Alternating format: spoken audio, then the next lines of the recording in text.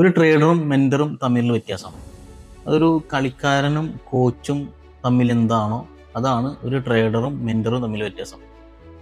For example, ഒരു professional football പ്ലെയർക്ക് ഒരു coach ഉണ്ടായിരിക്കും. പക്ഷെ ആ പ്രൊഫഷണൽ പ്ലെയറുടെ അത്ര പേരെടുത്ത ആളായിരിക്കില്ല ചില സമയത്ത് ആ കോച്ച്.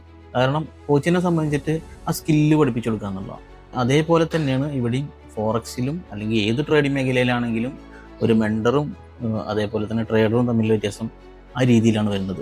ഒരു ട്രേഡർ സ്വന്തമായിട്ട് അനലൈസ് ചെയ്തിട്ട് പ്രോഫിറ്റബിൾ ആവുക എന്നുള്ളതാണ് ആ ട്രേഡറുടെ ലക്ഷ്യം. നേരെ മറിച്ച് ഒരു മെൻറ്ററുടെ പ്രത്യേകത എന്താ വെച്ചാൽ ആ ട്രേഡറിനെ സപ്പോർട്ട് ചെയ്യുക, ആ ട്രേഡർക്ക് വേണ്ട ഉപദേശങ്ങൾ കൊടുക്കുക എന്നുള്ളതാണ്. ട്രേഡർക്ക് വേണ്ട സപ്പോർട്ട് മെൻറ്ററിൻ്റെ ഭാഗത്തു നിന്ന് കിട്ടേണ്ടത് ഒരു ട്രേഡിൽ എങ്ങനെ എൻട്രി ചെയ്യാം, ആ ട്രേഡിൽ എങ്ങനെ പ്രോഫിറ്റബിൾ ആവാം, ആ ട്രേഡിൽ എത്ര റിസ്ക് റേഷ്യോ സെറ്റ് ചെയ്യാം, അതിൻ്റെ സ്റ്റോപ്പ് ലോസ് എന്താണ്. അപ്പോൾ ഇത്രയും ടെക്നിക്കലായിട്ട് വശങ്ങളാണ് ഒരു മെൻറ്റർ ട്രേഡർക്ക് പറഞ്ഞു കൊടുക്കുന്നത്.